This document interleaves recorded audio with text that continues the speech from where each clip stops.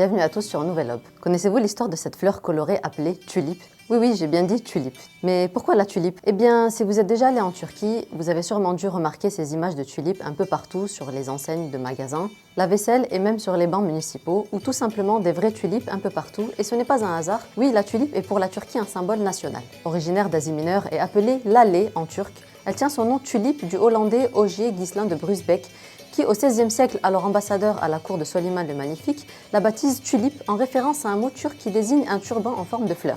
Bien qu'elle ne pousse que dans les jardins du sultan Soliman le Magnifique, le diplomate hollandais envoie alors quelques bulbes au botaniste Charles de Lecluse, qui les plante aussitôt dans le jardin botanique de Leiden aux Pays-Bas, et c'est ainsi que la tulipe fit son entrée en Europe. Symbole de prospérité et de pureté, la tulipe fut pendant longtemps un symbole fort du patrimoine culturel de l'Empire ottoman. Sculpteurs, poètes, architectes et autres artistes, la tulipe fut une grande source d'inspiration pendant des siècles et continue de rayonner dans toute la Turquie.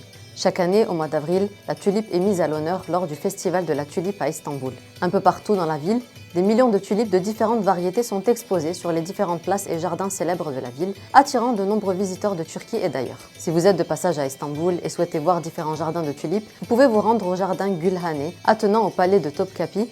Les sultans avaient pour habitude de s'y promener, ou encore le grand parc Emirgan où sont exposés des milliers de tulipes de différentes variétés.